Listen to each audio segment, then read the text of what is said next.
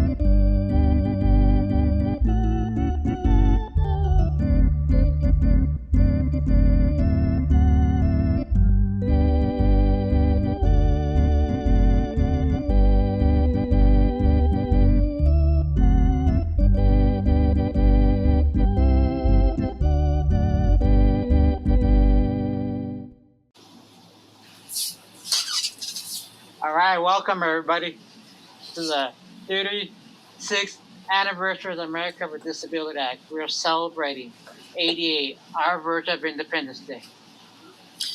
Hello, everybody. Sorry, hello, Barbara. My camera's broken and it's not coming in until Tuesday. It's you got me like this. It's okay. So how are you all guys doing? Doing good. Mm-hmm. Thank goodness.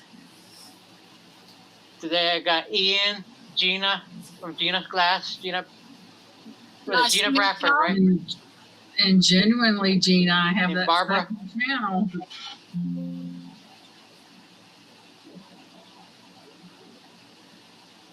All right, so we're celebrating the 36th anniversary of the America with Disabilities Act. It was passed in 1990 by the former President George Bush Sr. All right, so everybody introduce yourself. Hi, I am Gina Bradford. I live in Henryville, Indiana. And I think this is a great thing that you are doing this because it absolutely needs to be observed. So I am Gina. Thank you. I agree. I have a goal. Someday I want this to be like a legal holiday. Yeah, it should. I mean, it really should. I'm trying to get help to write resolutions to make ADA a legal holiday, at least for the state for now. Right. Where I'm from in New Mexico, they're pretty big on ADA. Like they have a big celebration. That's amazing. I know so many. Hi, I'm Barbara. Hi. I am now going by Crafting with Rosa-BARB. Rosa is my Christian confirmation name. The trolls really packed me up. So I decided to take my Barb Thanks Jesus. If you see that name anywhere, it's trolls. I had like less than 100 to get 37,000 subscribers, and I decided to close it off. And then I got with YouTube. I said, let's take it completely off, and I restarted. And it's been better. ADA, I have supported all the way through. I am bipolar with PTSD. But I don't have any other, I'm going to say it nicely, mental disabilities, but my family did. And I support them. I support Alfonso as much as I can. I'm battling cancer and I'm taking treatments and stuff. So, but I do do a lot of what is called jewelry art and spiritual sharks and stuff. So you may want to catch up on that. I'm here to support Alfonso and ADA and people who are involved in it. Everybody should know about it. Absolutely. Unfortunately, not everybody knows about it. The sad part. Hi, I'm Ian. My YouTube name is Ian is a Weirdo. Just everything's no spaces. I am crafty. I make a little bit of everything, but my main craft is crocheting. And I live with both mental health and physical disabilities. Physical disabilities are still a mystery, which I think a lot of us with actually pretty much any diagnosis or any medical issue know what that's like, trying to find the answers, how much of a process that is. And I also have bipolar and PTSD, along with a handful of other things to keep things interesting. I crochet as well. Oh, I love that. I love that. We'll have to swap tips. Yes. And talking about the ADA, talking about what people with disability go through in the United States and all over the world is incredibly important. And Alfonso, I thank you for putting this together, because I think it's important that we talk about it, because it's not just people who are currently disabled that the ADA affects. It's everyone. Everyone can become disabled tomorrow. You know, you never know, and it's important that we look out for the people in the community and the people who will be in the community in the future. I had my sorry, Alfonso. That's okay. My sister was bipolar, and they didn't discover it until she was like in her 20s. But you know, there's a stigma with that. People think that people that are bipolar are not smart. They are smart. And I lost her about 7 years ago. She passed away. She had cancer. And it's a stigma. It seems like if you don't fall in a certain category, then you're not normal. There's a lot of people running around today that are very intelligent that don't get it. You know, it's our interaction with people and how we treat people, and to be more supportive and understanding and stop the negativity. Because we're all people, we are all created by God, we all have the same rights.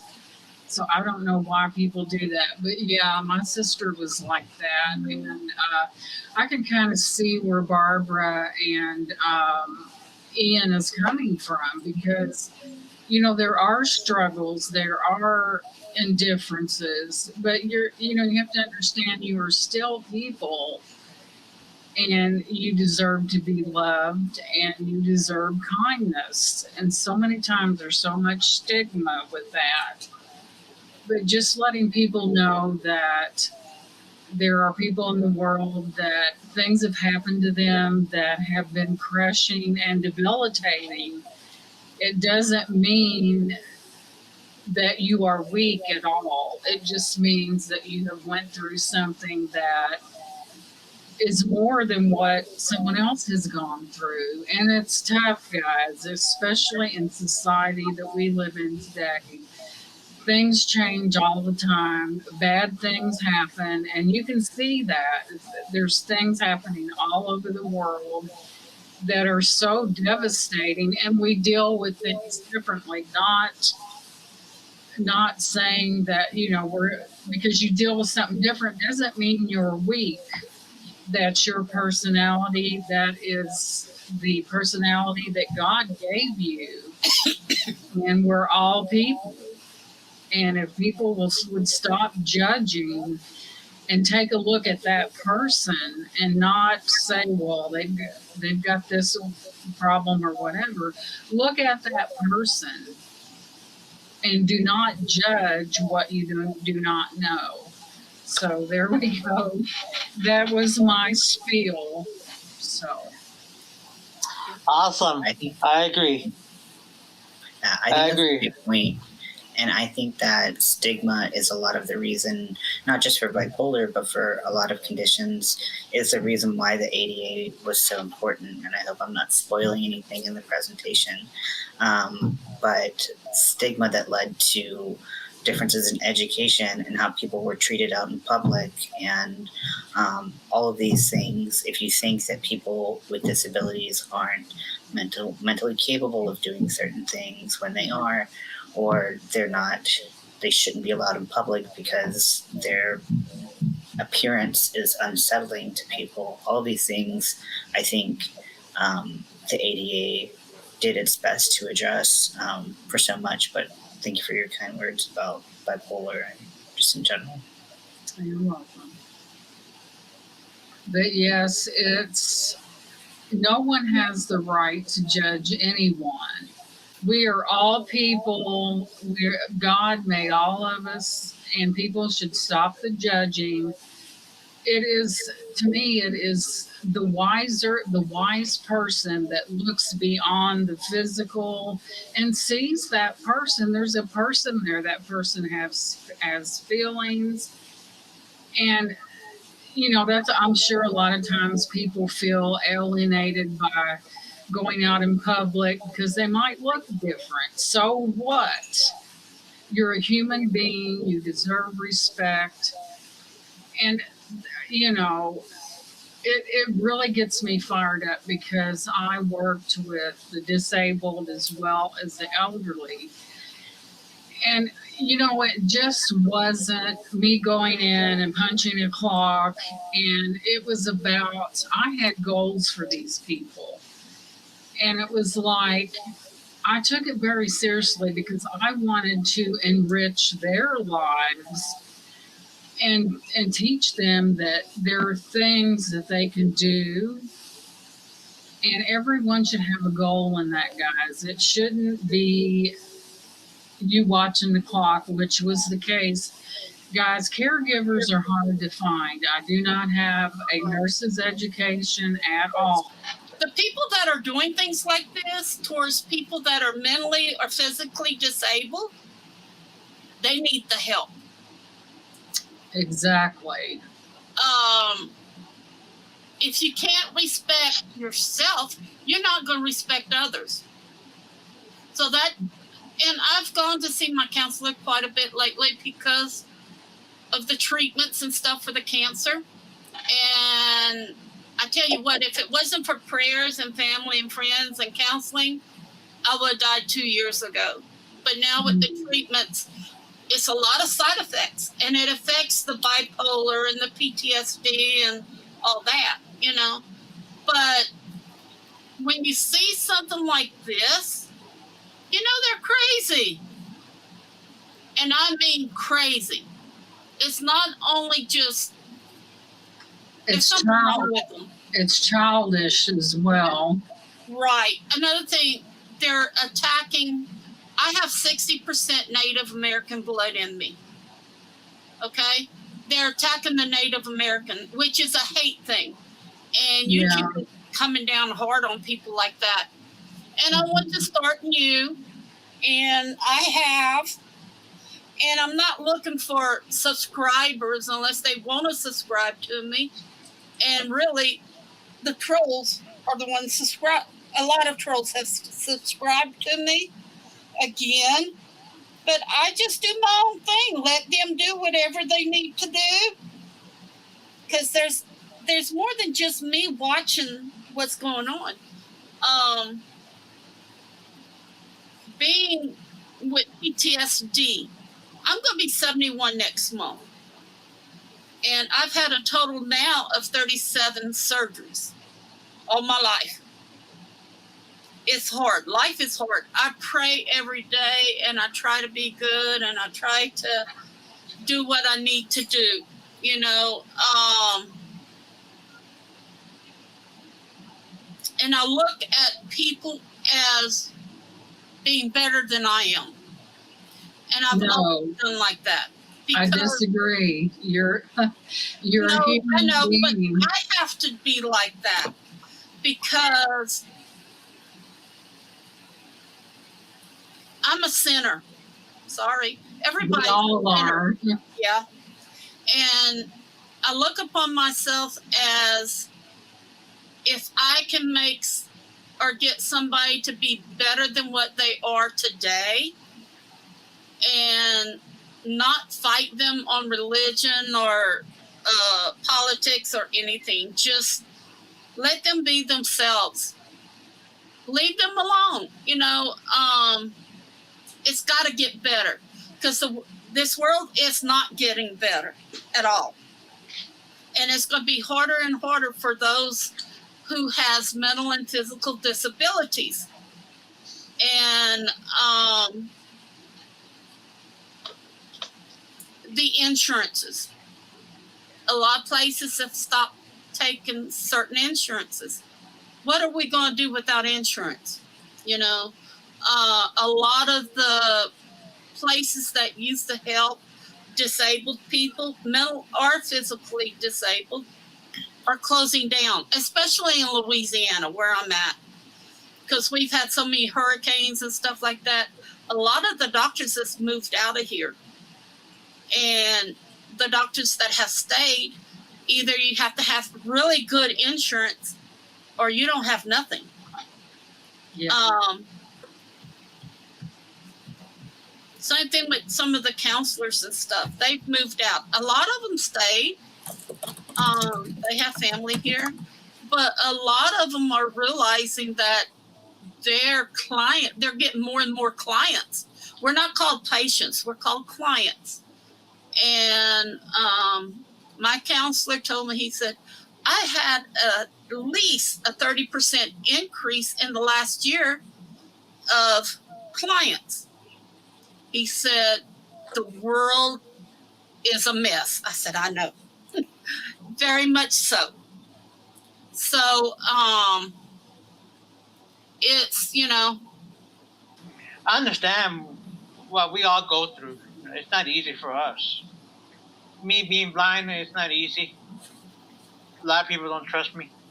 And I feel that a lot of people are afraid of me falling for whatever reason. Celebrating Disability Independence Day.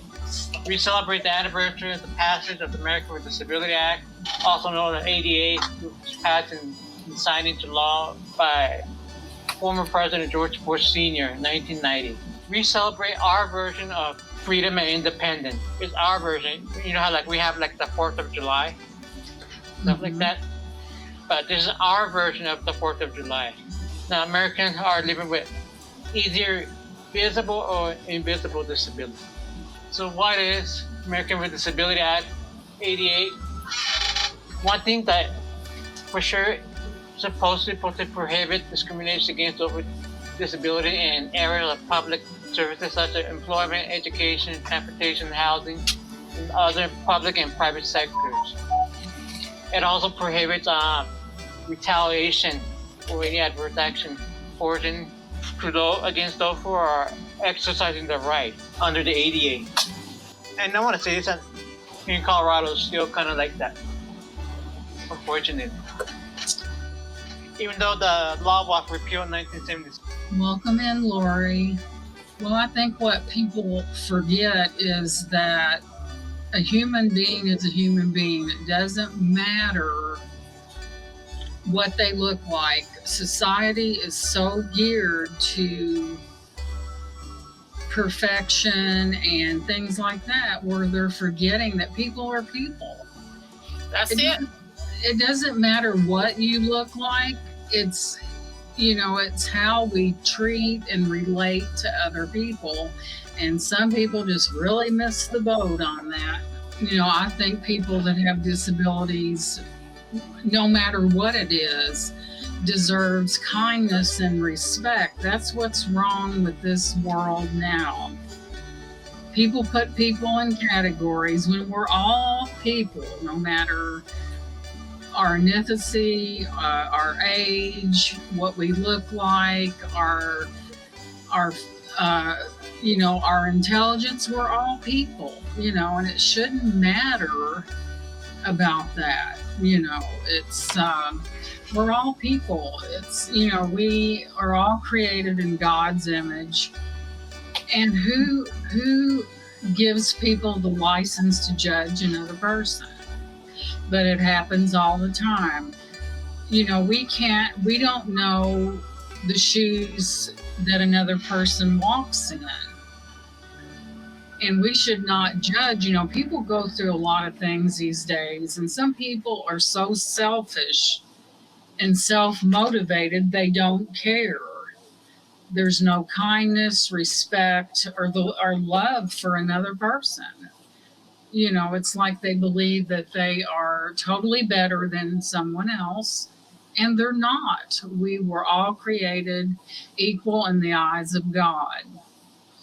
Right. And that's just something that I'm passionate about it, because this is my person. This is me. I believe that everyone should be respected. It shouldn't matter what they look like, how old they are, if they have a mental disability in which they cannot help, or any of that. But God is ultimately the judge. I really believe that. And, but I know a lot of times people are judged by their physical appearance, their intellect. I always look at it like this. There's a person in there. Get to know that first before you make a judgment, because people are people. We can't judge someone based on something they cannot help, and just be kind to people. You will find that it makes their day, it lightens their load, and let them be normal, because they are a normal person and they have feelings. Let's respect people, because that's what it's all about at the end of the day. Like, say for instance, me and Barbara and Ian and Alfonso, we're all different people. Some of us have talents that the other one doesn't have. And that's, what, guys, that's when you come together to help one another. No one is perfect. Perfection is absolutely on the other side. But if we enhance people if they do something, to acknowledge it and compliment them, say, hey, that I could never do that, and just be more complimentary and less judgmental, because we do not have the right to judge anybody. Uniqueness, and we're meant to be different. That's right, Juan. Wouldn't it be boring if God created us all the same? We were all the same. We all had the same talents. And what would we have to give to society? Not one thing. Not nothing. one. Nothing, no. See, when I took the ministry course, they said that if we were all the same, every one of us is different. Right. Okay? If we had even half the same levels in our lives, how many arguments would that be? It's arguments with us being all different. What kind of life would that be? It would be dull, challenging, you know, and like you said, if we were all exactly the same, we'd be like robots. Right. You know, life wouldn't have mattered to us. You know, we'd just be a program doing something. And they told us in school that people has to have a goal, but they have to make sure that it's their own goal and not to try to change someone else. Mm-hmm. They said if they were talking that there's a lot of evil people in the world. Well, we know that, you know, and we're all sinners. But if we can recognize that we are sinning and stop it, Right. you know, we can change.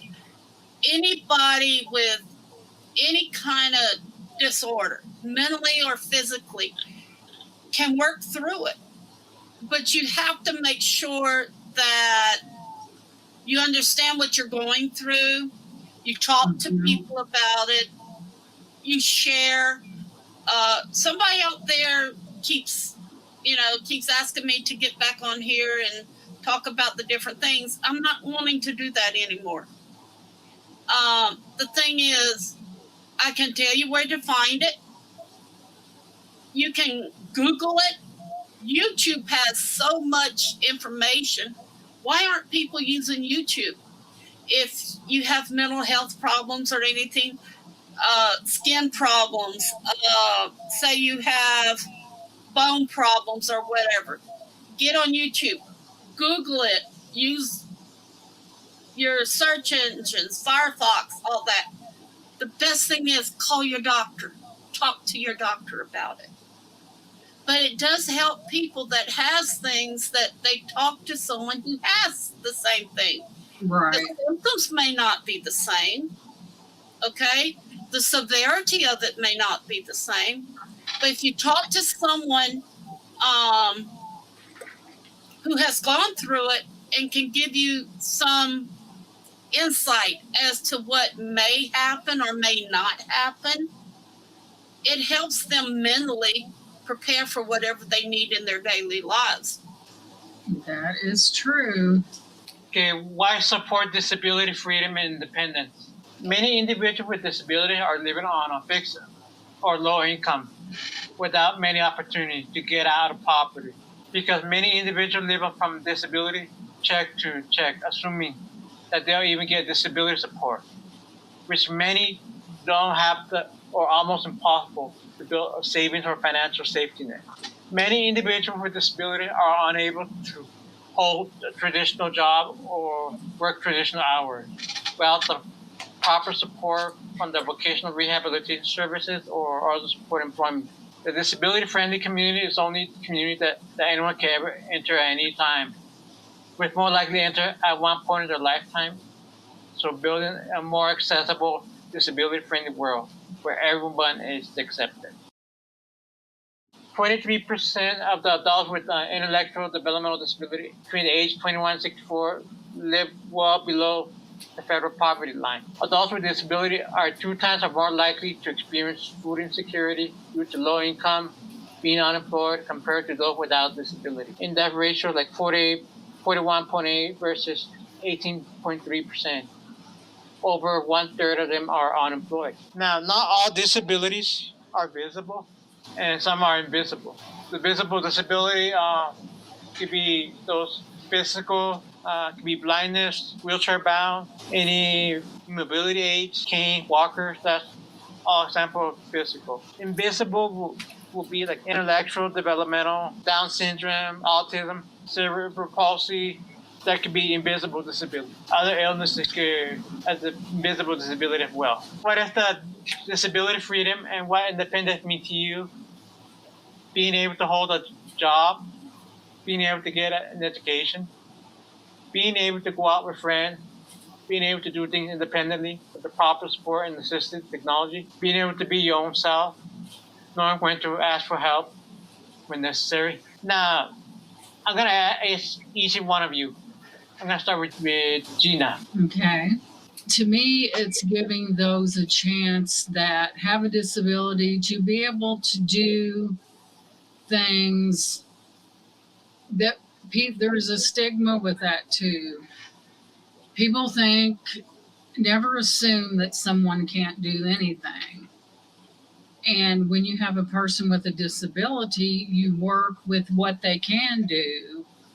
Because I tell you what, at the end of the day, I had a client that had a stroke, and she said, well, I can't do that. I said, let's focus on what you can do.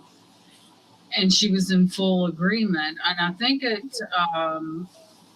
when we focus and work with that person with what they can do, that changes everything for them. It makes them feel like they've accomplished something and possibly have met a goal in that by doing it. And it's very important. Don't assume, if you work, I've worked with people of all ages, 80s and on down to 35.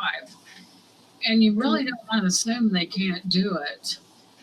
And if my goal when I worked with people is to take what they could already do and enhance that, because it is so important at the end of the day to do that with a person. And, now caregivers are a rare breed, especially the good ones that care. I believe in taking that person and enhancing what they can do, because it gets their mind off what they can't do. And it's really good for them. And it makes them feel like a functional individual. It really does. And my clients weren't just a number. They were people that had disabilities. I had a young man that had Williams syndrome. And you really couldn't tell it.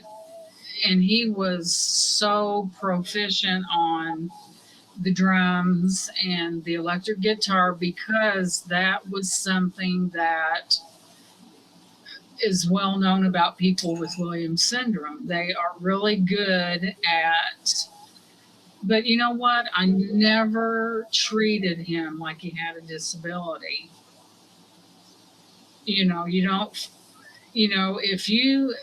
If you don't treat someone like they have a disability, which they might, it makes them feel better about themselves, and it really does. And that was always my goal, to, I look forward to working with those people, because to me, it gave me a sense of satisfaction to know that I enhanced the life of another person.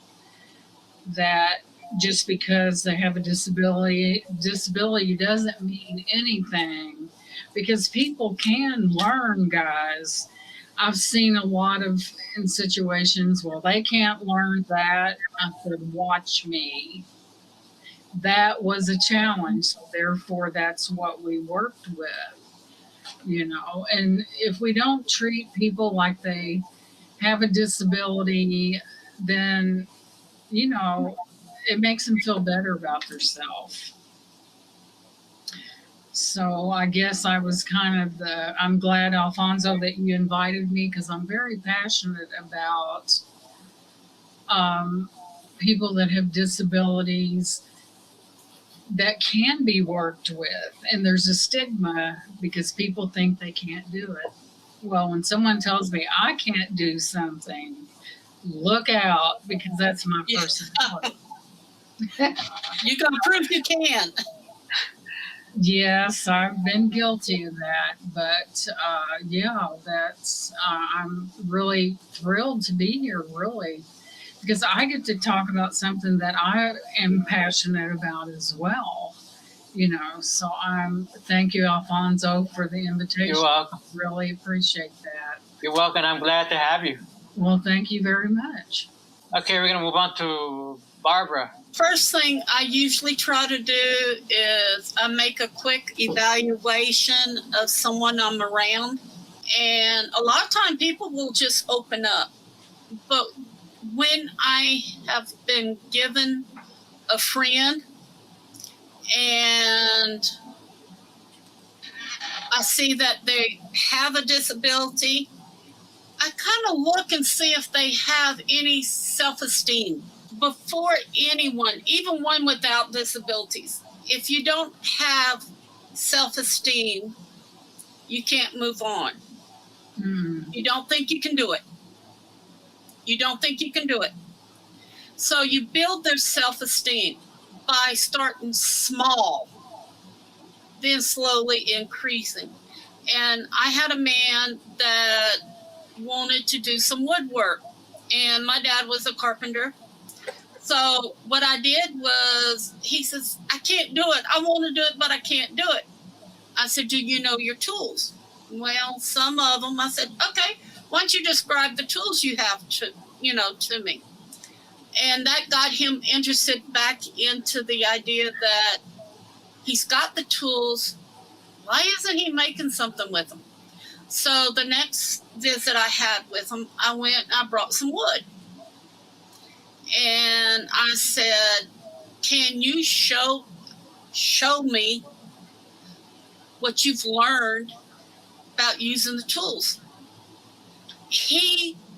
What I did was, I was building his self-esteem to make him realize he can do it. He knows it. He just hasn't had anyone to give him the chance. And he started showing me each tool and all that. Within 2 weeks of visiting him a couple of times, and his wife was sitting with us, and she said, I'm astonished. You've got him with the tools in his hands now. He knew he could do it, but he didn't believe in himself. We have to believe in ourselves. And that's the first thing we have to make sure, that the people we're working with or we know believes in themselves. And one day he threw down one of the tools. He said, I can't do it. I said, I don't want to hear the word can't. Why not? I said, that means you've given up completely. I said, did you just work with that tool on the wood? It just happened to hit a knot? Was that your fault? No, but the stupid knot was there. I said, then you work around the knot. I said, but look what you've already carved into the wood. You've tried. When you try, you have succeeded. When you don't try, you've given up. And I try to express this with so many people I do work with, they don't have to prove anything to us. They have to prove something to themselves. And if they don't give it an effort, when you try something, it means that, okay, I went ahead and I put the tool to the wood. Is that really? Yeah, he made an effort trying it. But the thing is, you take it step by step, and I usually make a chart, and every time they do an extra step, I put a star on it, or a check or whatever. And a lot of people don't understand, like Alfonso. Every day he goes through challenges. Other people don't look at it like that. I do. GEANA, I'm sure you do too, with the work that you do with people. I know I do, with all the illnesses I have and what I'm battling. Every day is a new start. And if we can realize that we have the power within us to know, okay, yes, I have a disability, but I'm still going to do it.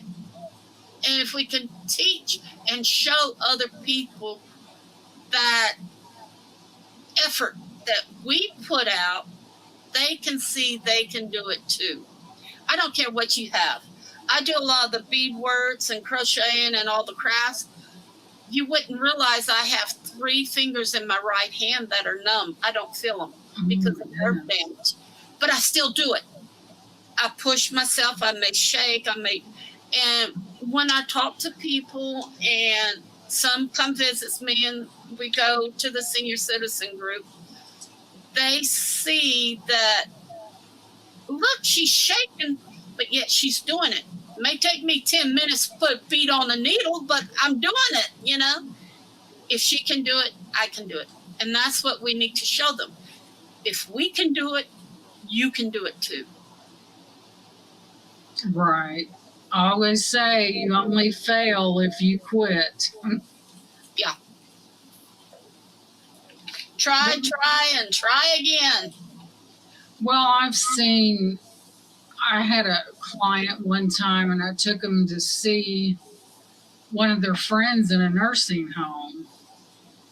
And, there were no rails in that bathroom. And we're talking about elderly people. I do not see how they get away with that. I'm like, oh my goodness. And, isn't it sad that a lot of times people are just put in nursing homes and left there? No one visits, and they're left there. And sometimes they become a victim. Right. And I'm keeping it real. So a lot of times that happens, but yeah, we can do anything that we put our mind to, but you have to have a plan first. You have to work with what you have, and don't be afraid to ask for help. Asking for help does not mean you're a weak person. You're a strong person when you ask for help. When you ask for help, you're showing that how independent you are. When you ask for help, Mm-hmm. you should never be afraid to ask. And I cannot stress this enough. We should not be afraid to ask for help. No. I don't care what it is, whether your job, school, wherever you are in the community. I don't care. Yeah. If you're struggling with something, don't be afraid to ask for help. You shouldn't feel ashamed. I think that a lot of times people with disabilities are a little bit standoffish because they're afraid of judgment. And see, that's what I understand that too. I understand. They're afraid to ask for help because a lot of times they don't know how to approach it. They don't understand how to properly approach the situation. That's the main issue. Like, a lot of us don't know how to navigate those situations. Mm-hmm. Right. Lately, it's gotten to where I'm in my wheelchair now, almost constantly. I can walk to the bathroom or bedroom, which is only about 15 feet away, and then come back. But if I have to leave the house, I have to have my electric wheelchair. My bones are really bad. My back, I have treatments even on my back, much less the kidneys and stuff, No, you can't feel like you're a burden to anyone, because that means you don't have enough self-esteem to say, okay, I realize what I am, and there's going to come a time I'm going to need somebody to help me. Right. One, have you ever helped somebody that needed help in their lives? I bet you have, no matter what. It's not a burden if the other person is willing to work with you. Now, there's some people that, they're like that. But there's so many people that aren't. They want to help. They just don't know how. And that's a big word, how to help. Mm-hmm. I was looking up some stats the other day. And in 2022, there was 1 out of every 4 people that had a disability just in the United States. Over 70,000 people, either mental or physical. That's a lot of people. Now, I don't know what today's stats is because I didn't research it, but I did know about that. And I can tell you one thing. There's people out there that don't care if you have physical or mental disabilities. They're going to love you or like you for who you are. Right. It's an equal opportunity. Now, I notice our government is cutting back on a lot of things because of what's going on in the world. But there's church members, there's senior citizen groups, you know. I went to the nursing home not too long ago, and I went in my wheelchair, and they were amazed at my electric wheelchair. And I just talked to them and stuff, you know. And I read to some of them. We can't leave those that are disabled physically or mentally alone. Don't push them off the side. Incorporate them in your life somehow. You may not know them, you may know them, but that's the thing. Treat them as if you are their family that's loving and caring and want to help. But I'm going to leave out. May y'all have a blessed night. I'm glad, Alfonso, you did this. I'm glad. You know, so y'all have a blessed night. You too. Thank you for coming. Help others. Okay, thank y'all. Bye-bye. Thank you, Barb. Thank you so It much. was nice meeting you. You too, hon. Why accessibility matters. Adaptation for disabled people generally help everyone. For example, curbs cut, elevators, caption for the hard hearing, audiobooks for the blind, braille, tactile print for the blind as well. All right. And these are some of the accessibility tools for the visual impairment. Read braille, measuring tool, screen magnifier, video magnifier. Boy, I tell you, I think Alfonso knows me a little more than some of you. I remember I was going into a Goodwill, and this guy just sashayed right in a wheelchair spot, and it fired me up. I think that when people do that and they don't have that placard, that their vehicle should be towed off. And I know that sounds harsh. I went in there, and sometimes, guys, I'm just direct and to the point. I went right into that establishment, and I said, there is someone that's parked in a handicap spot that I'm blunt, guys, forgive me. And this is exactly what I said. There's nothing wrong with them. A good stick wouldn't cure. And I said, you know, he's out there where someone else could have used that really needed it. And how dare him put himself above someone else? You know? How dare him? I get fired up, you know, and Let me tell you a story. Sure. When I was in college, taking my audio production class, I had this instructor, like, he did not like me at all because of my disability. And I tell you, one time he asked me, can you bring me an extra cane so I could get to the airports faster? I said, nope, I need my cane. Oh my. So that's nothing, I wouldn't do that. Well, Barb was talking about she had some Native American, and my husband's grandmother was a full-blooded Cherokee. And so he has Indian heritage in him as well. And he went to the doctor one time, he looked at his eyes, and the doctor said, are you Native American? He goes, well, it's in our family. He goes, well, ask him why he said that. He said, because one of your eyes are two different, there's two different colors in it. And that is a mark of a Native American. But, you know, and here's another thing. The government should help these disabled and the veterans and everything like that. You have people right now in the United States of America that are getting benefits that can work. And then you have you guys that want to be a functioning part of society that needs that help.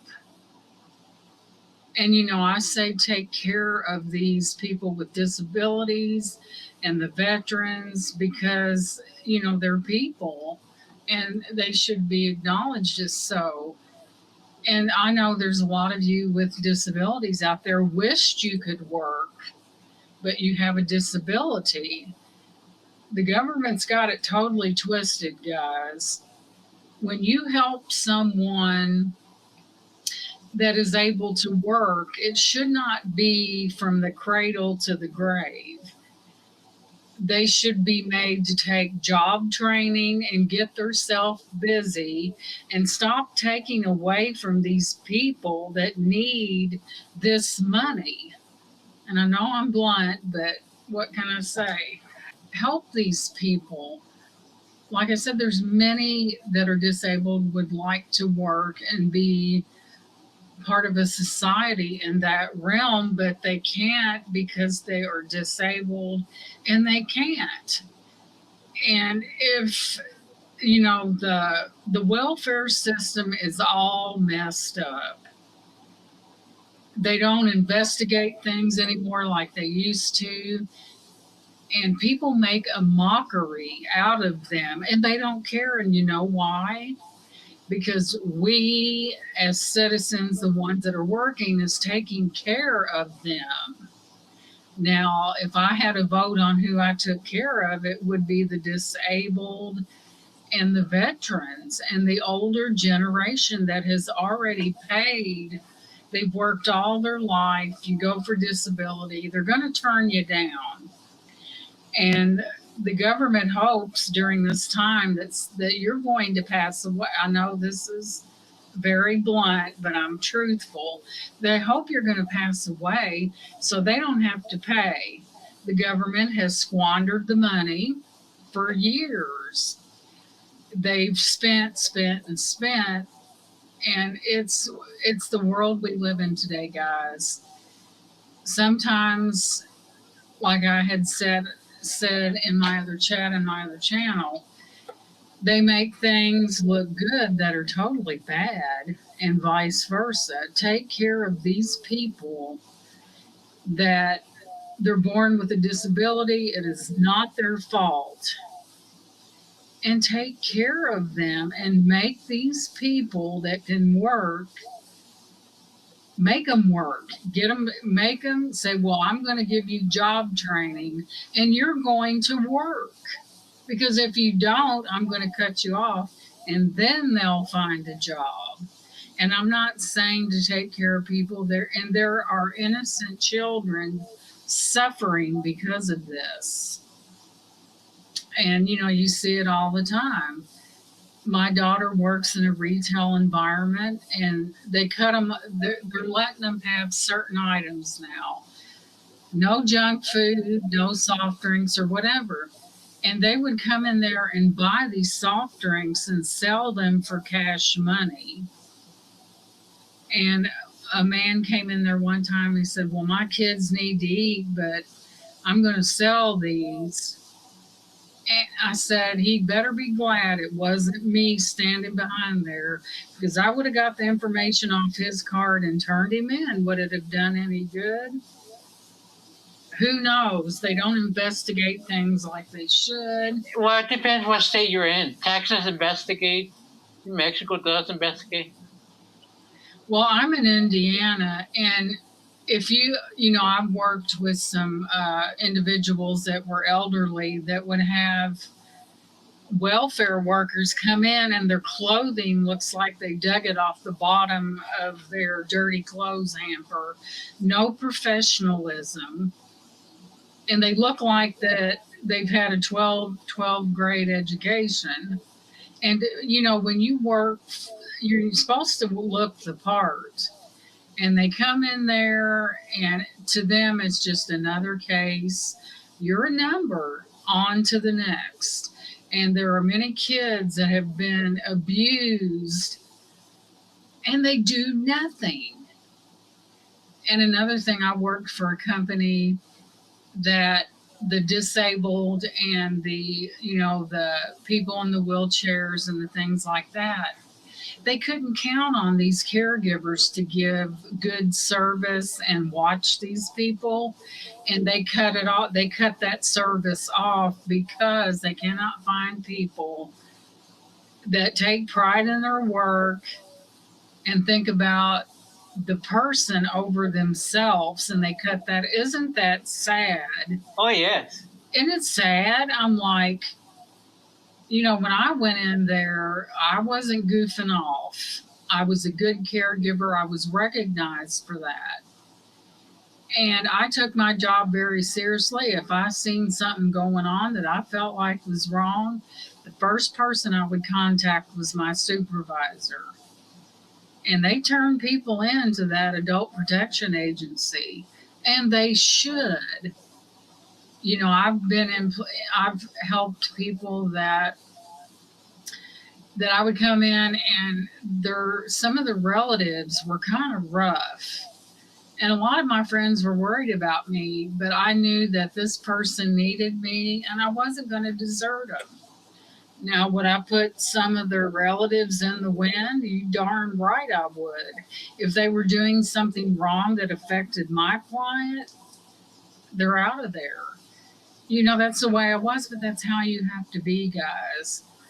Hey, you know what's happening? What's, Last time when you try to do the right thing, like they say you make a report, and the company lets you go because they know that they're under investigation with the Adult Protective Service or Child Protective Service. Guess what? They're gonna let you go, so they can do whatever can do doing wrong to the client. well, I must say that has never happened to me, but I know it does happen. They do retaliate. And Retaliate.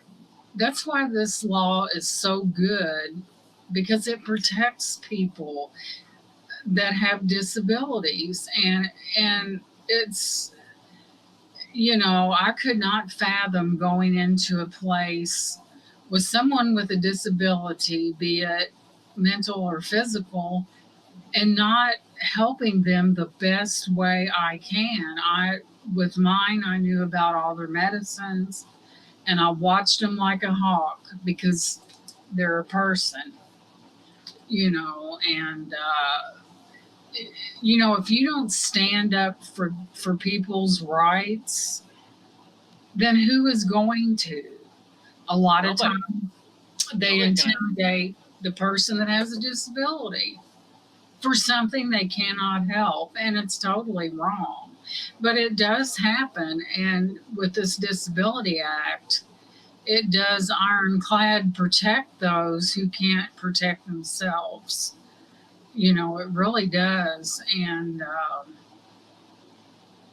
it is a good thing. It really is, because think about how many years people have been mistreated before this came into act and gave people an actual voice. Everyone with disabilities out there, no matter what it is, you have a voice through this act, which I think is wonderful. I really shudder to think how many people were abused before this came into act, that to know that you're protected from Actually, monsters. where I'm from in New Mexico, when this act was passed, because I was in my day program through the New Mexico Commission for the Blind. Now, my staff told me when New Mexico was the first state to shut down all their mental institutions,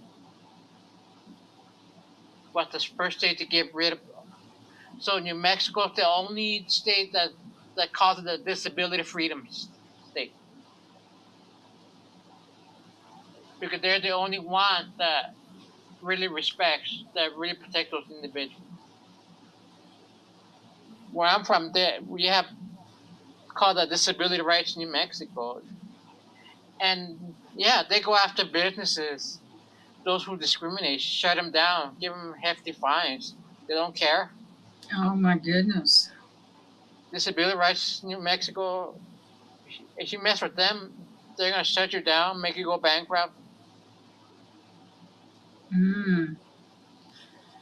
Well, there's a lot of evil in this world, and that is a good example of the evilness that exists in the hearts of many people, you know, and it's not right that they do this, you know. It's to, I think this enriches lives of all people that are disabled, and to give them a chance, because my gosh, you're human beings too, you know. And there's just so many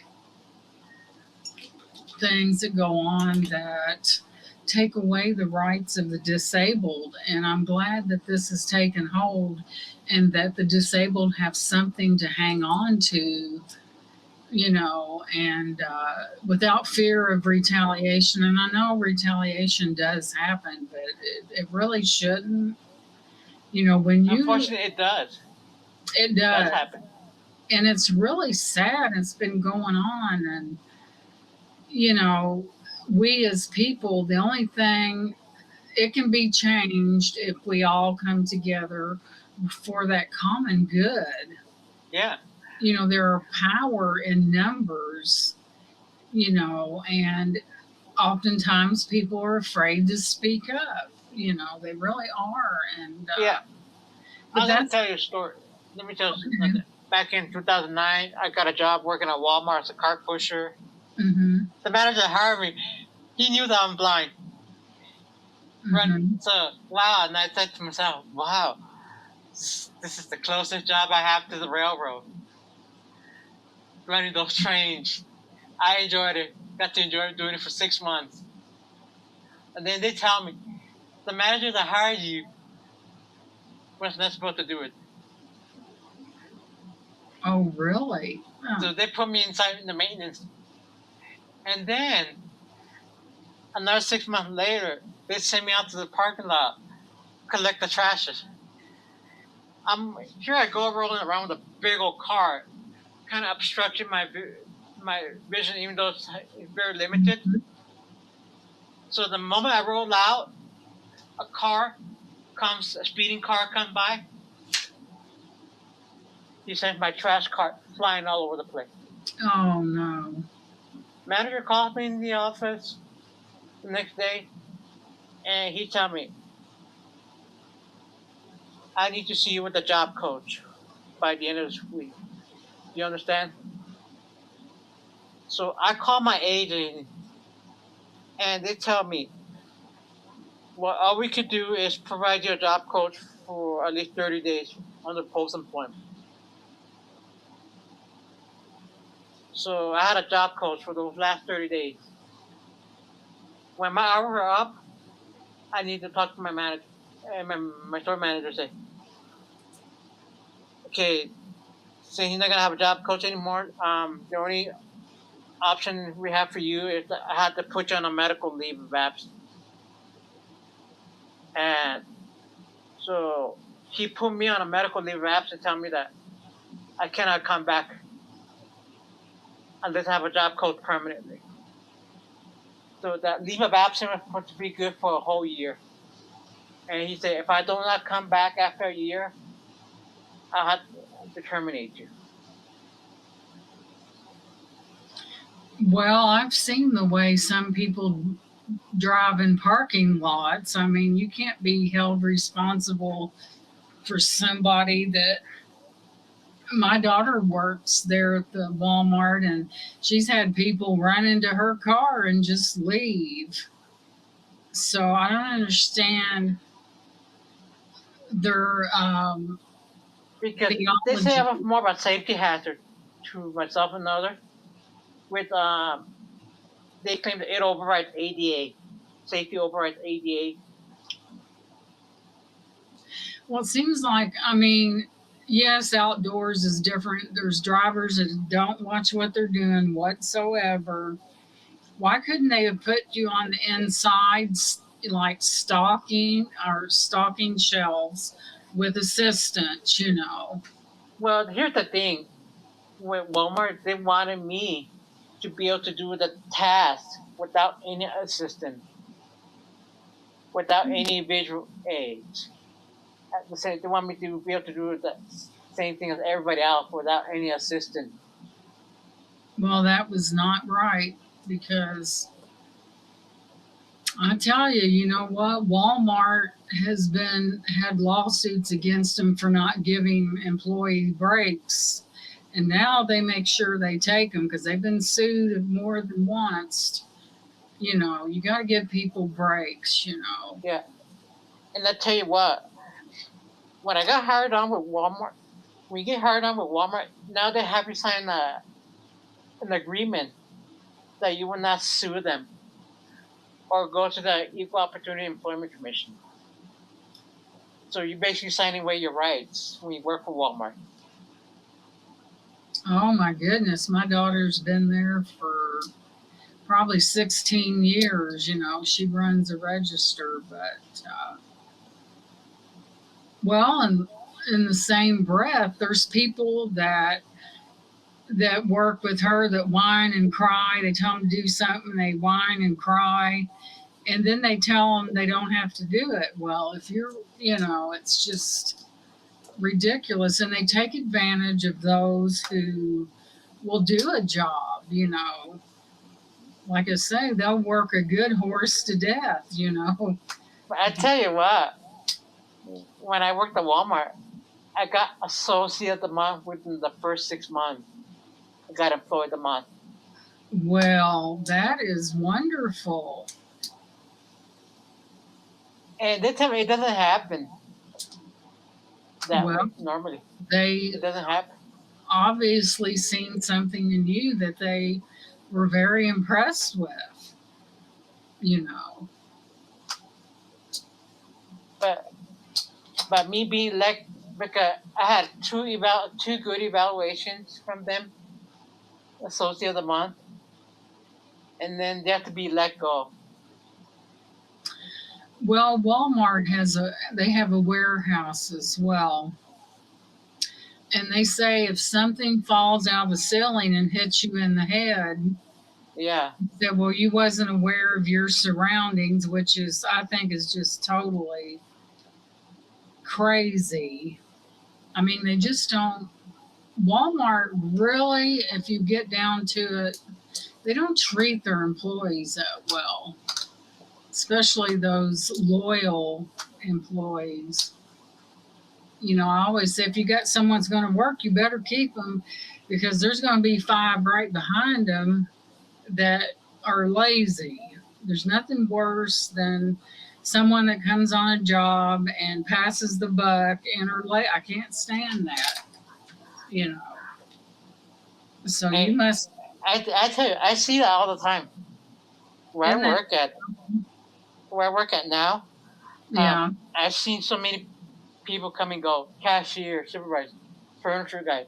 Because I work at a thrift store. They just come and go. It's like a revolving door, isn't it? Yeah. And then every now and then you have an employee that will take money. And boy, that's more common than what you really think. Oh yeah. I remember, go ahead. I've seen people quit. I've seen people get fired Hmm. for no reason. And the number one reason they get fired is stealing. Yeah. Yeah, that's and a big, attendance. they'll let you go real quick for that. But I remember, I'll tell you this story. I was very young. I couldn't have been any more than 20. And I was working in a restaurant in a drive-through. And I have a photographic memory. I have pretty good memory. In the cash drawer there, I turned around and got ready to put some money in there, and I noticed there was $20 missing. I slammed it shut, and I said, I want a reading done on this drawer. I said, because I know what was in there, and there's something missing. And lo and behold, the money was missing. So what happened is that they make you take a lie detector test. I wasn't the only one. And you know who did it? The manager did it. And I'm like, you know, I knew the money that was in that drawer, and I knew something was gone, and I stopped it right then. I didn't care if that line was out to the street. See, sometimes you gotta protect yourself, and having a good memory is a good way to do that. So yeah. So, you know, there's nothing wrong with being an honest person. And sometimes honest people go down because of the people that are dishonest sometimes. Oh yeah. But I know if I'm right, if I'm wrong, I admit it. But if I'm right, you're going to have to fight me for quite a while if I know I'm right. So Yeah. I would have made an excellent attorney. The only thing of it is I would have never wanted to represent anyone guilty of murder. Right. If you're innocent, I'll argue till the cows come home. Yeah. You But know. there's different types of attorney. You don't have to be like a defense attorney. You can be like a civil rights attorney. That's the kind of attorney that you That's wanna true. be. I'd get fired. Boy, I'd put my finger right on somebody's nose. I'm telling you. Well, you know, you can tell you've seen me, you know. Yeah. But it's for any time that you take up for the right thing and something that's good and just, then you never have to worry about it, you know. Man, I tell you, I'm protective of people. I really am. It's in my blood. So Uh-oh. That means we gotta watch out, right? Mhm. That means we gotta watch out. That's true. Yeah. And I tell you what, like, especially where I work at now, and I've been there 7 years, Mhm. already. Started out as a volunteer, got hired on 6 months later, got employed full times, twice already. So you went through the ranks, you know. I'm telling you, sometimes you have to start out way down here to appreciate when you get up here. You know what I mean? But And you yeah, were willing to work, even though you have a disability, you were willing to do that where other people believe they should be up here to start with and they don't work. But there's nothing wrong with earning your way, and you're to be commended for doing that. You know, you proved yourself, and we can talk all we want to, but it's when we prove something is when it really matters.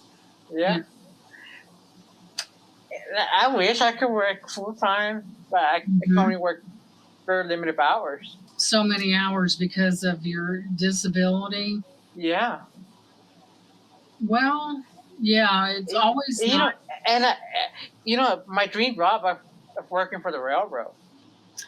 I had a little guy that I took care of. He was 35 and he loved trains.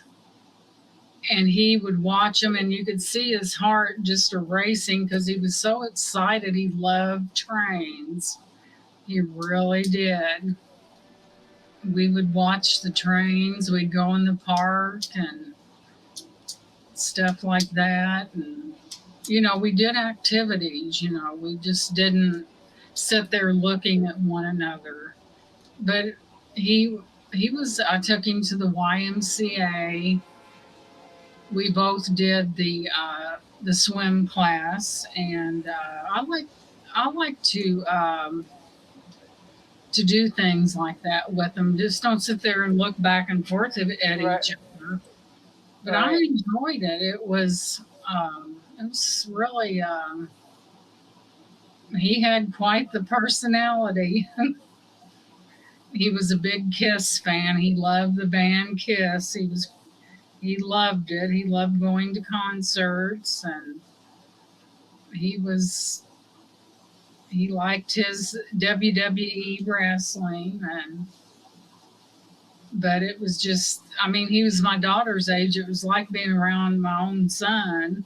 Right. You know, and he knew he was safe with me, and you know, that means a lot. You know, I remember Yeah.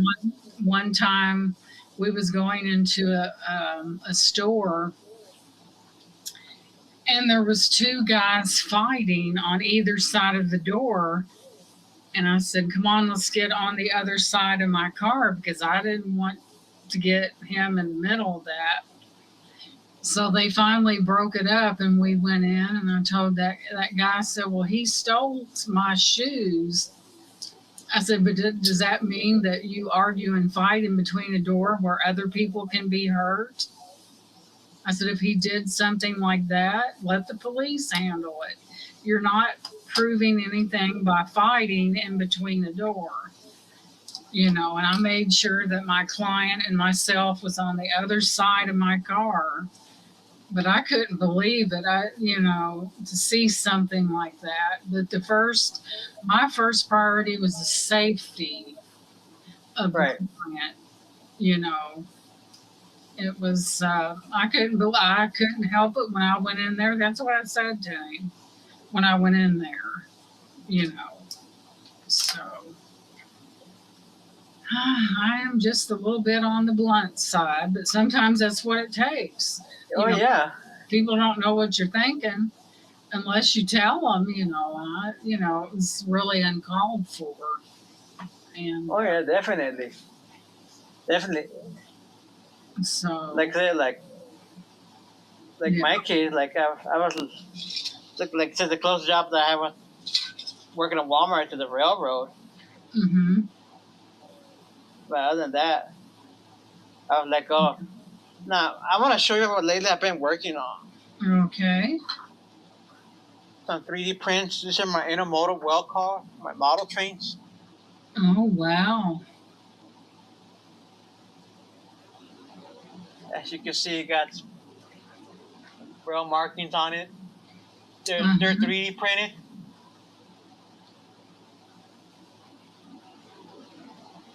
And it got the couplers.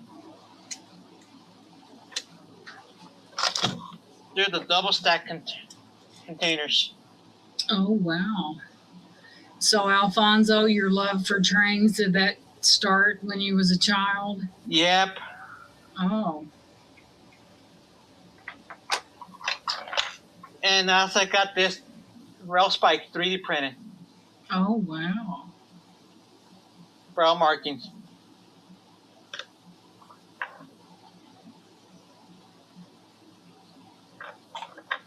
Then also got the whistle print as well. Oh, wow.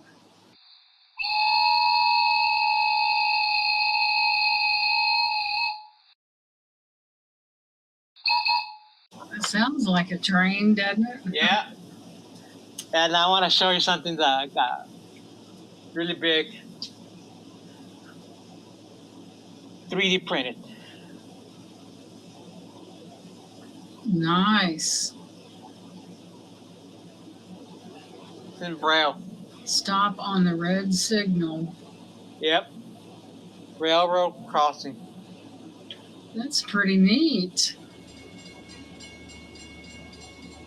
So I had that 3D printed last year. Mm-hmm. It took about 6 months. I had to send it off to Ohio. And it took about 6 to 9 months to get it back. So my thing is to make railroading accessible. My father-in-law worked for a cement company that was right by a train track. They made cement and everything like that, and the train track was just right there. So yeah, it's part like a transloading facility where they load the hopper cart with cement. Mm-hmm. Because yeah, it was a very large. Yeah, I see. 3D printed. Oh, wow. And there's another one that I have 3D printed well. It's a 20-foot, for the 20-foot containers. Mm-hmm. Or you could put a 40-foot container on top. Oh, wow. But I've been getting into the intermodal well car. Because what I want to do on my railroad, someday I want to do like a triple stack to make it look like I'm shipping 3 containers for the price of 1. So that's how I want to do with my railroad. That's a good. You have something that you're passionate about and you enjoy, and I can tell that you really enjoy trains. And isn't life funny how even though we may be from different states and different people, that sometimes our lives cross because of certain things, isn't it neat? Yep. And now I'm going to show you some of the tools that I use. Okay. I have 3D printed. Mm-hmm. Now this a couple of height gauge. I have it marked in Braille. Oh. This is for the bigger train, G scale. Mm-hmm. And this is for HO. But I designed these with Braille marking. Oh, wow. Make it easy for me to make all the adjustments to the couplers and all that. So, Alfonso, when you were a child, did you go to a school for the blind? Well, my parents never wanted me in that school. Oh. Because when I was in New Mexico, especially going to Alamogordo High School, Mm-hmm. they were going to put me in the school. But the thing is that the school for the blind, the district was kind of shady there, where they're putting all the troublemakers, making the school for the blind take those kids. Oh, no. But I always had special education service Mm-hmm. throughout my school life. Yeah. Always had that. Yeah, No it's matter what. amazing how, I couldn't read Braille. I know certain dots stand for certain things. I could probably learn it, but that's how, the blind actually read and take in the information from that. So, Well, there's 2 types of Braille. You have what's called uncontracted and contracted Braille. oh, okay. What's the difference? Contracted, like every letter is spelled, every word is spelled out with every letter. Oh, And contracted is more like shorthand. oh, I see. Like abbreviated or something Similar, like yeah. Shortened. Yeah. right. Because Braille takes up a lot of space. Yeah. Imagine a whole 1 chapter of a book could Mhm. take up this much of a stack. Oh my goodness. Do you read a lot, Alfonso? I do read mostly audiobook. Oh, okay. Listening, yeah. Yeah, that's for long reading. Right. Imagine, are Braille books expensive? They are expensive. Like I said, just to convert 1 chapter of a Mhm. textbook, it would be like around $15,000 to $20,000. Oh my goodness. Yeah, your audio books those are nice, where you can Yeah. kind of get in with your imagination and listen and learn and Yeah, Braille is way too expensive. If you get a book in Braille, mm-hmm. you get a big old stack. I bet. A big old stack. Yeah. Shipped to you in the big old box. Oh wow. Yeah, That would be make for expensive reading, wouldn't it? Yeah. And it takes up a lot of space Mm-hmm. on your bookshelf. But Yeah. now with technology, you have what's called refreshable Braille display Oh, that connects to your computer, your phone, and all that. yeah. I notice you're kind of techie, where I'm not. It's expensive. I don't have that, but it's expensive. It's Yeah. expensive. Well, you do with what you have. You use your imagination, and sometimes when you don't have these things, it's a good thing to be creative. Like I said, taking Braille to a whole nother level. Sounds like it. Sounds like 3D printing. like your life is busy. You have your job and you have you play music at the nursing homes, and Yes. that's got to be really rewarding, you know. Oh, definitely. So we're gonna take a break. I'm gonna play some music. Okay. All right. All right.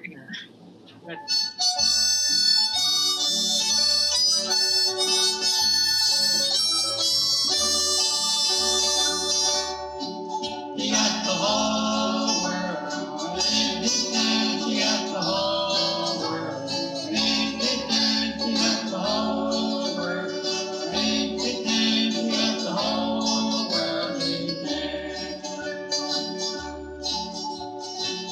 You got the wind and rain in his hands. You got the wind and rain in his hands. You got the wind and rain in his hands. You got the whole world. You got the little bitty baby, with his hands. You got the little bitty baby, with his hands. You got the little bitty baby, with his hands. You got the whole world in his hands. You got the little bitty brother, with his hands. You got the little bitty brother, with his hands. You got the little bitty brother, with his hands. You got the whole world in his hands. You got the you and me sister, with his hands. You got the you and me sister, with his hands. You got the you and me sister, with his hands.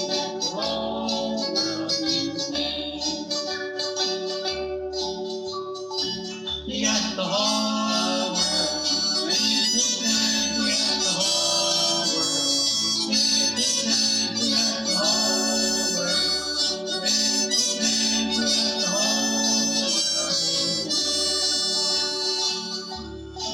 You got the whole world in his hands. You got the whole world in his hands. You got the whole world in his hands. You got the whole world in his hands. You got the whole world in his hands.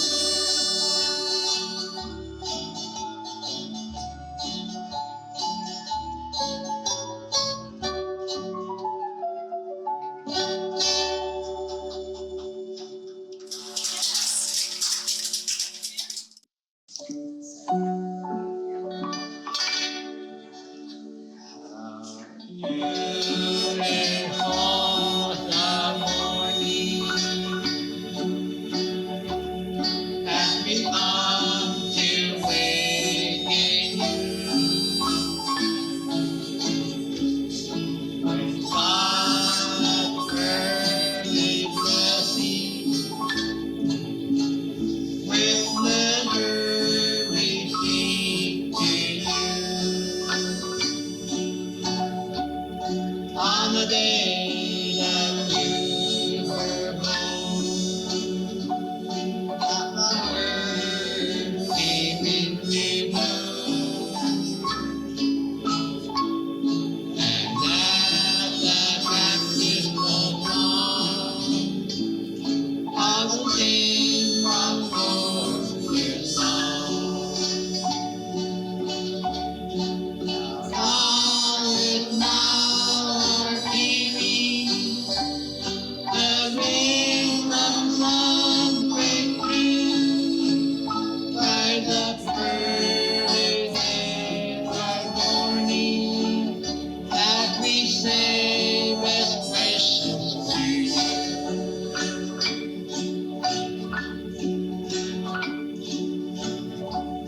I wish I were St. Peter.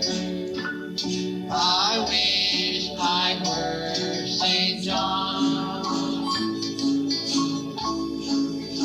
We bring this salutation from the very early dawn. From the star in the heavens,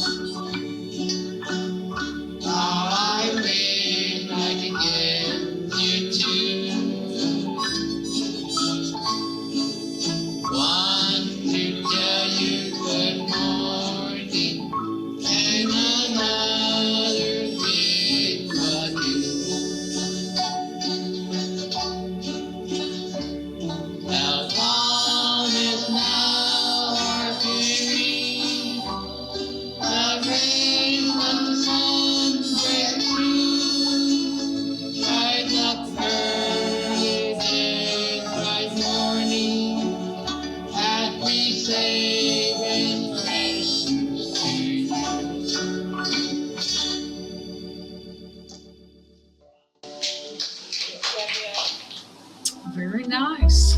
Yeah, one of the recordings. So you sing and play the piano and Yes.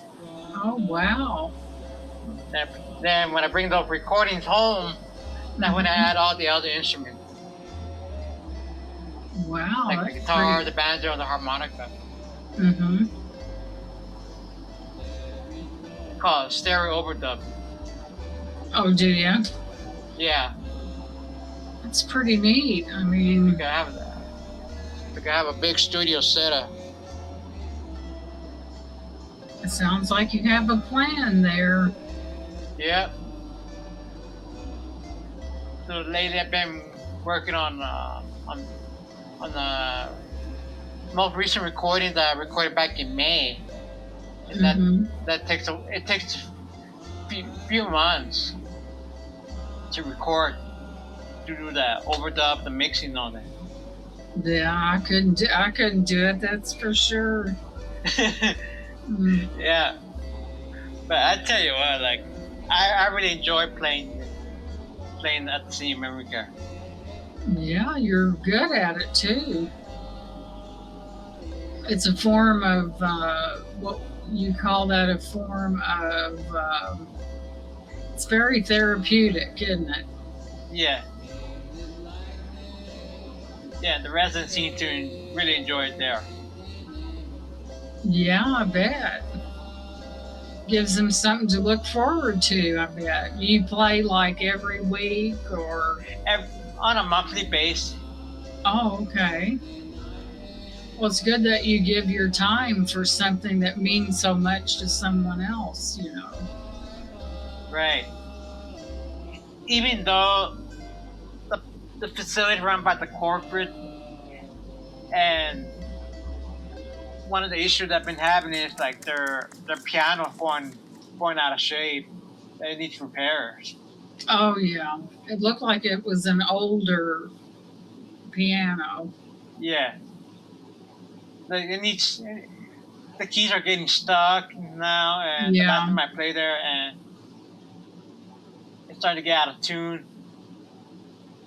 Yeah, they get told that the director about the piano, and he told me, well, there's no budget for it right now. Yeah, because I don't know how much someone would charge to tune a piano and do maintenance on it. Well, it's expensive. You're looking around $250 to $500 just to maintain it. Wow. Every year. Sounds like it hasn't seen much action in a while if it's sticking like that. Right. Like it seems like they're gonna let the piano go out of shape. Like the further you let it go out, it's gonna more expensive to repair. Oh yeah. The more I think they probably charge by the hour, I bet. The hour, so much per hour. Yeah. Yeah, it depends how bad the repair is. Yeah. If you have to replace the part or whatever. Right, and I'm sure the piano's older, so it might take a while to get the parts, you know, even. So. Get it properly adjusted. Yeah. Other than that, no. I love the way it sounds. It's just like when the keys are getting stuck and no sound coming out of it, then that's when it gets frustrating. Yeah, it's probably needs a good cleaning, I bet.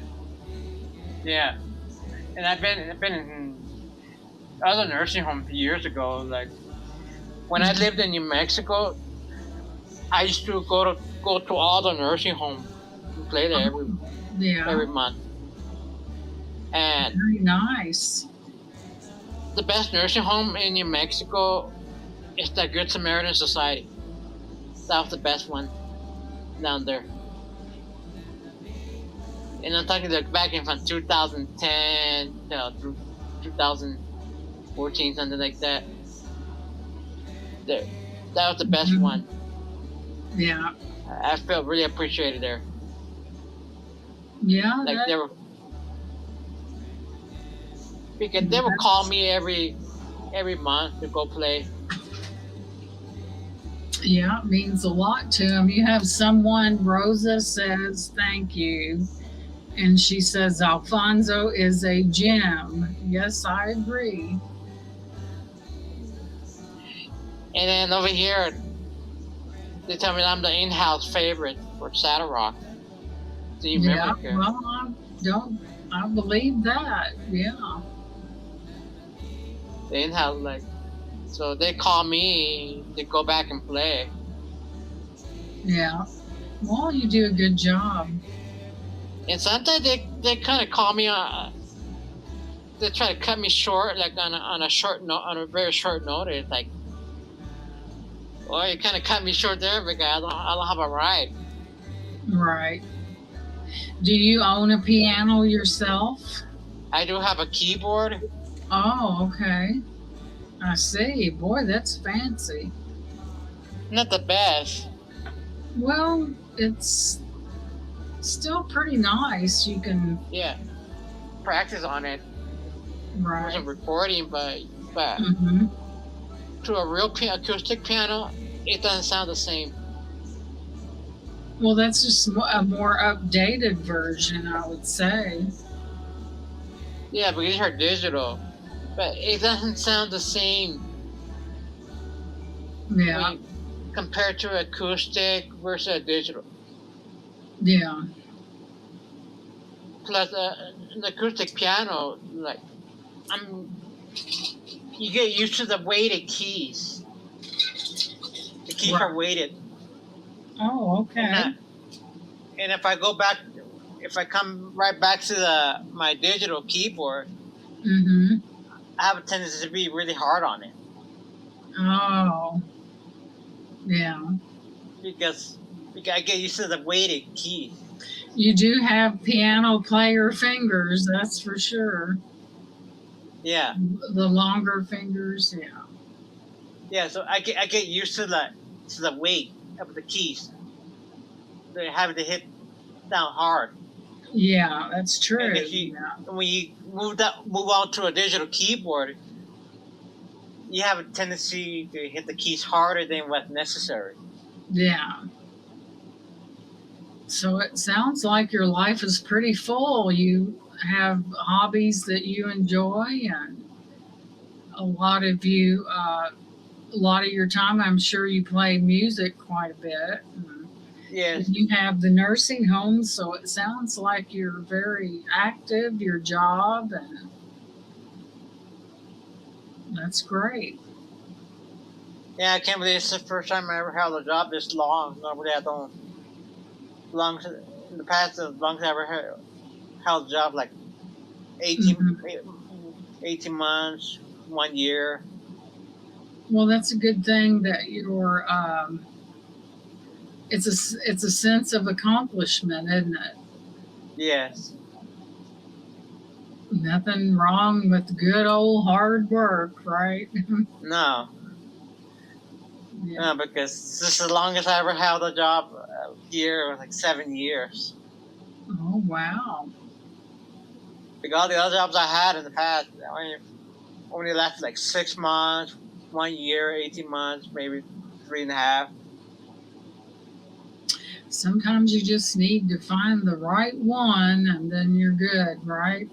Yeah. And hoping to last. Yeah. Sometimes it's a long journey, but sometimes you last like so long in one place, and then things changes where it's not the same anymore. You're not treated right anymore. That could happen too, right? well, it's good that you're living your full life and your best life. That's what's important. Yeah. And you're happy. Definitely. And you're happy, and it's a good thing. Yeah, that's a good thing. Like, I just want to show that your disability doesn't stop you from doing what you want to achieve. Right, because that's pretty amazing. You just, like I say, you only fail if you quit. Right. And you Even though said, I had people try to make me quit. really? Yeah, You're an adult, though. It's your prerogative to do what you want to do, especially if it makes you happy, right? yeah. Especially in college, I was in the creative media technology major. Mm-hmm. For my last school year, I get a call from the accessibility office informing me that that department manager wants me out of the major, and they say And why? yeah. Because they say more of a safety hazard. Because I need a video production class, like I need a hands-on, which the essential elements of that class it requires me to be able to carry heavy equipment on my own without any assistance. Well, you have talent, though. You know, what's wrong with a little human uh, to help somebody? You have talent. I mean, Yeah, but they claim that me having some assistant interfere with the essential elements of the academics because they want you to be able to carry all the heavy equipment by yourself without any assistance. couldn't you imagine if Stevie Wonder gave up? I mean, Yeah, think about it. I mean, he was very talented. Maybe people along the way told him that, well, you're blind and you just can't do it. But look what he became, you know. yeah. He didn't let anyone stop him. So, Because they're trying to get me to change my major. They want me out of the mhm, art major. mhm. Well, what about what you wanted? You know, it's not Right? about your, it's about what you want. You know, sometimes people don't see that, but so, And I tell you what, and then they said the only way they can make you change major, like if you were failing all your classes. But in my situation, it's more of my vision, safety. mhm, So in my case, like, and then they pulled up my grades, pulled my transcripts. mhm. And this advisor was looking at my transcript. Then he saw that I had all straight A's, and then he took a second look and said, "Wait a minute, what's wrong? Something's wrong here. Like this isn't normal." And they were suspecting that they were passing me up because they think that they were feeling sorry for me. And nope, I work hard for my grade. Yeah, you earned those. I mean, Because that was and now discriminating against you. they're suspecting that they're passing me up. Yeah, I've heard of things like that, but I don't think it, in your case, I don't think that was the case. And that is discrimination when you do that to somebody. You know, you can't, you know. So, Because they're saying it wasn't normal for me to earn straight A's. Because they said a typical student would only get like C's and D's. oh, really? Yeah, Well, sometimes you come across that one, there's an exception to every rule, right? yeah. So, And they tell me, "Hmm, this isn't normal. It seems like they're passing you up just because they feel sorry for you." No, and I keep, we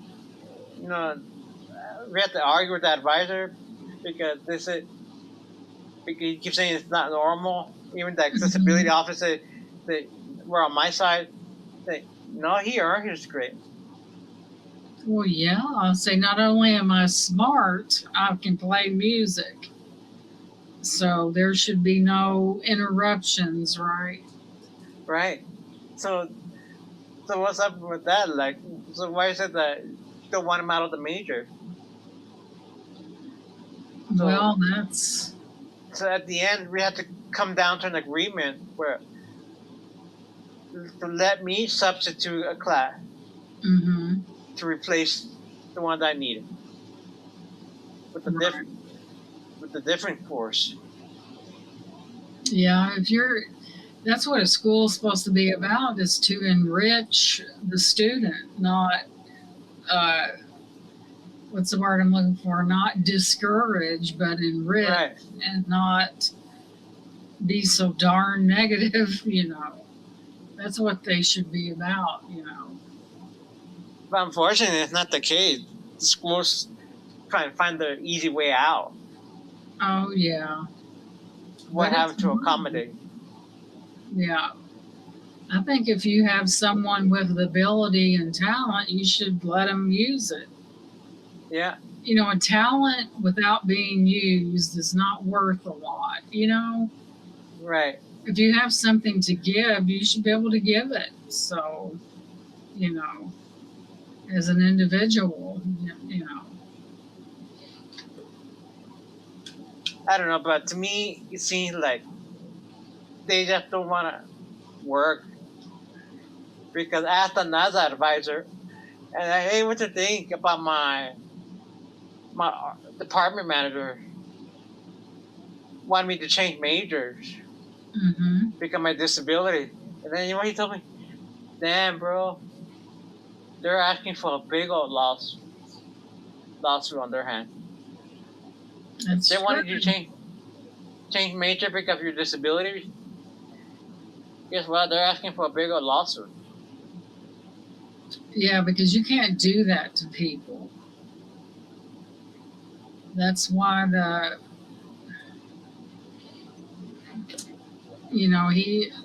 a person should be based on their talent and their accomplishment, not because, you shouldn't hold someone back when they're quite capable of doing it, but yeah, there's always that one person that's going to try to keep you from being all you can be. Right? Mm-hmm. Even here in Colorado, they try to limit the rights of these individuals. Oh my goodness. Like, I have limited rights here. That's awful. I think rights for people should be universal. It shouldn't. It makes sense to me. It shouldn't. What's good for the goose is good for the gander, right? Right. But let me tell you something. There are states that are trying to get rid of the ADA. Isn't that awful? It's not good. Because a lot of these businesses are getting hit with drive-by lawsuits by advocacy agencies suing them for not complying with ADA. And they should really do a wide scope of who's not doing what they're supposed to. Maybe that'll wake them up. If you want to get someone's attention, hit them in the pocketbook, right? Yeah. Like Florida already passed a law where it kind of eliminates the ADA to protect the businesses more. Oh, wow. Instead of the individual. So, in order for them to be in compliance, the individual might have to give a 60-day notice. Then on top of it, businesses have an additional 120 days for compliance to show progress. Right. As they should, So. And then after that, you still have another 120 days to show compliance. So it gives the businesses to discriminate. So basically to protect the businesses, not the individual, right? It's about the money thing, isn't it?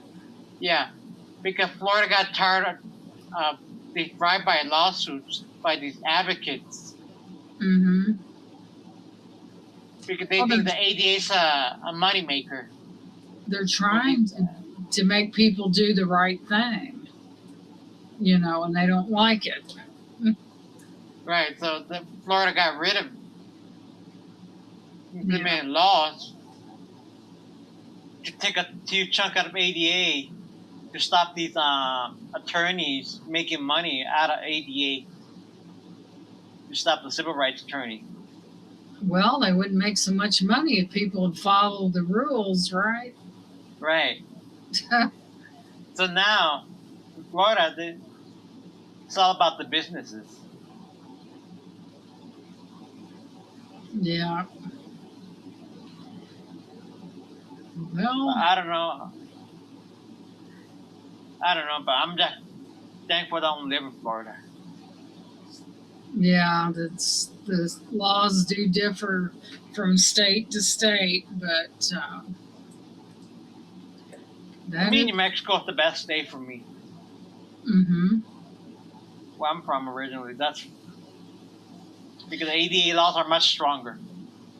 Yeah. As you know, as they should be. I mean, you know, you get people. A lot of in Kentucky, a state over for me, you get people that there's in Kentucky. There's so much killing and things like that, and it seems like the criminals get away with so much that the family has to turn around and sue to get their to get the rights observed of a human being. You know, Wow, I did not know that. well, yeah, there's been, right now, there's a case where, which I don't know what an inmate is doing with the phone in a jail to begin with, but some of the people, the sheriff's people in the jail read a conversation between him and his attorney, but this man killed his wife. And so they want to argue about that. Well, the thing of it is, he killed somebody. Those people that read that, and I'm not condoning it, are not on that jury. If you kill someone, you should be accountable for it. And that's a loophole. That's what they call a loophole. Right. You know, they get away from what really happened and lessen what the guy did. Your story, Alfonso. Rosa says, "Thank you for sharing your story, Alfonso. Can you tell us about your struggles and victories that has led up to this point in your life? Thanks for caring. Can you tell them about some of the?" Yeah. Some of the struggles that I had, especially in college, I had one instructor take an audio production class, and what happened is, from the beginning to the end of the semester, in the spring of 2016, and it was 10 years ago. Now, in the middle of the semester, like I would say, like 3 weeks into it, I get an email the night before class. It said, "Hello, audio class member. I'm writing to inform you that I'm moving my class from one campus to the other. Is it, please let me know if this is going to be a hardship for you. Other than that, I'm moving the class starting tomorrow." And I think, what the heck? Now, now I have to let the accessibility office know. Like last minute notice. Mm. The good thing was that I had another class that same day at that campus, because my original class was at the other campus, and then the following day I was going to be at the other campus.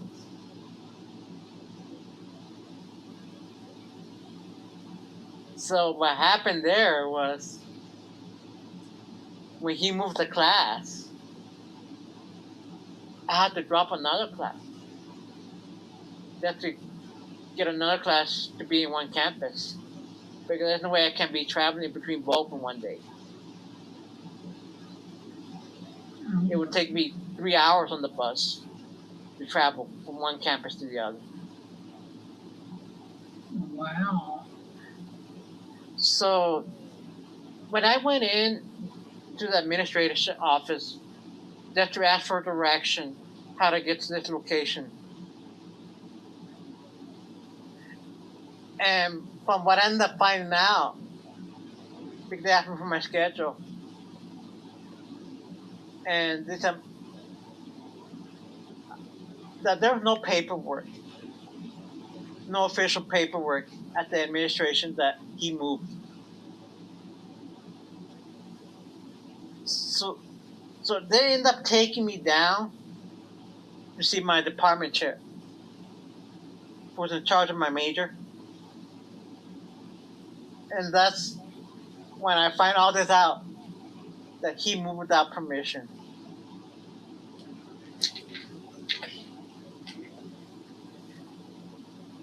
Wow. Like, what the heck going on? Like, I'm not aware. I just got this last night. Administration was not aware. Department chair started yelling at me. Like, why did he send me the email and not him? You understand where I'm coming from? Yeah, kind of a manipulative situation. Yeah. Mm, The department chair yelled at me. Big time. Like, he took it out on me. goodness. And as time went on, I had to get the accessibility office involved because of the change. And they tell me this isn't normal for an instructor to change the class in the middle of the semester. Luckily, it wasn't near midterms, because then that would have been a mess. Mm, But they told me I had options in that instance to drop my class and get a full refund, and get a retroactive withdrawal.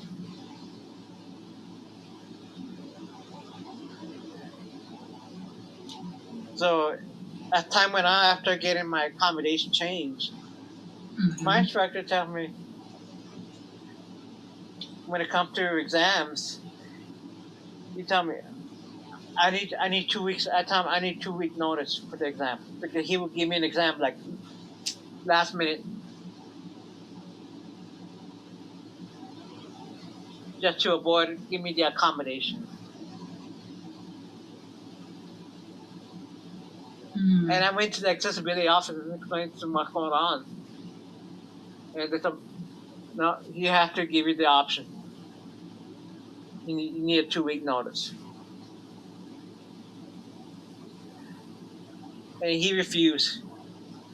Keep refusing. mm, And then I got the accessibility office on his end, on his butt. Because every time it comes to an exam, he would give like last minute notice. And then time went on, he come to me. He tell me, if you ever get the accessibility office involved, you're gonna get it with me. And he tell me, you don't need those people. The accessibility officers are for dumb people. You're smart enough. You don't need those kind of people. mm. So as time went on, we were doing a lot of hands-on with audio equipment. He pushes me away, because I was going like this with my magnifier over the mixer, so I could see what's going on. And he said, well, and I told him, I can't see. I need to be up close. And then, well, he said, if you can't see, that's your problem, not mine.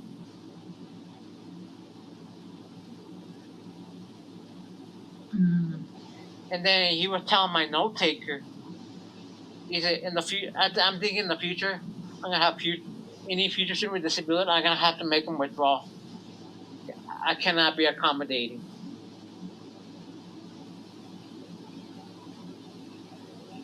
You know, time went on throughout the semester, and then he told me, do you know that you working as a stage crew, as a sound crew, you knock down that $10,000 guitar, $7,000 amp, you're gonna get murdered.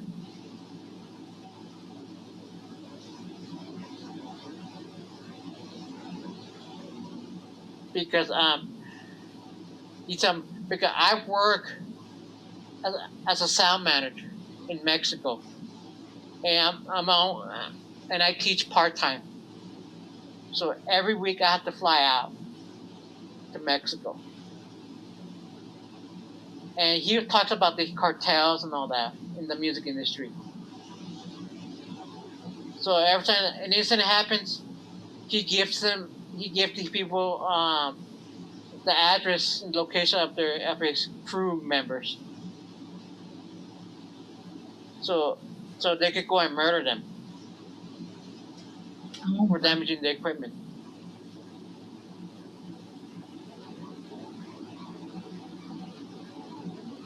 So that's what he told me, trying to find ways to discourage me. Then towards the end of the semester, come down to finals, he was trying to get out of accommodating, but telling me that I don't know when we're gonna do our finals, and so I need 2 weeks notice. I need to know.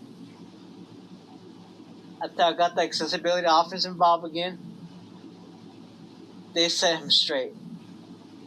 Hey, listen, you need to give him the option to take the exam at an alternative location and with extended time. Otherwise, you're gonna have a lot of issues. So he agreed just to get them off his back. mm. Then again, if you go one more time to the accessibility office, you're gonna get it with me.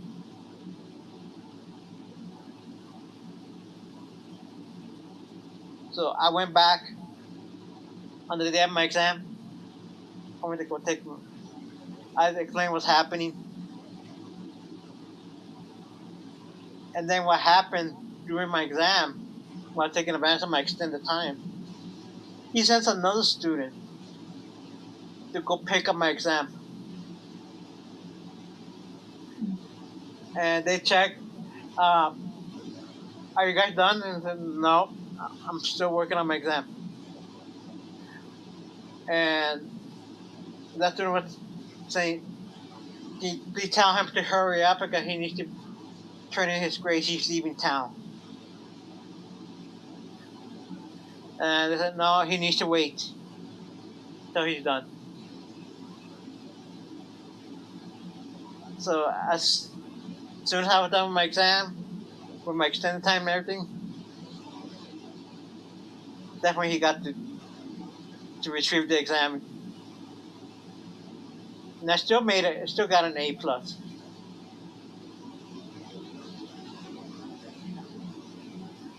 After that, I did have to put a complaint against him for discrimination. The following semester, it comes back to me with the investigation. Like they want to know what happened about changing classroom location in the semester. Like how did he go from this to this? And I explained what happened. Because he didn't get permission. So he moved from one location to another location. And then towards the end of the semester, he talked about moving the classroom off campus to an apartment or a hotel. And I said, that can be problematic with the accessibility office. And they tell me, well, you're going to have to withdraw then.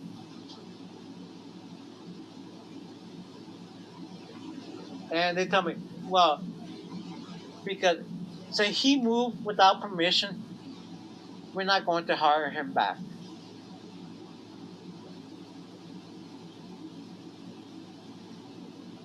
So that's why we're investigating what's going on.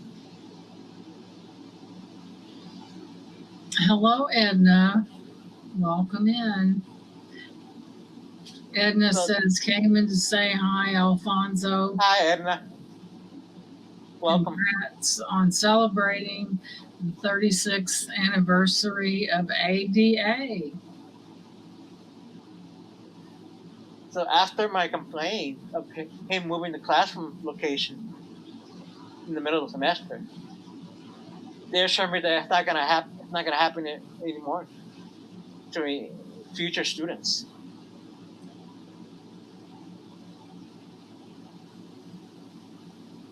They already told me, so this is it. We will assure you that it will not happen again, and it will not happen to future students. Because that's a violation of ADA right there. Changing classroom location. And I can't believe you stuck with the class. Well, Alfonso, I'm going to have to go. I've still got some packing to do from my last auction. It's 11:36, so I'm going to go ahead and let you go. Thanks for inviting me. I really appreciate it. Oh, you're welcome. It's an honor to have you here. Well, Thank thank you you, for coming and I'll catch you later. Thank you so much. Thank you, Gene. All right. Well, I want to thank you all for coming and celebrate with me the 36th anniversary of the America with Disability Act. Remember, it's our version of Independence Day. And no one should take that away from us. All right, thank you all. All right. Bye-bye. Bye-bye.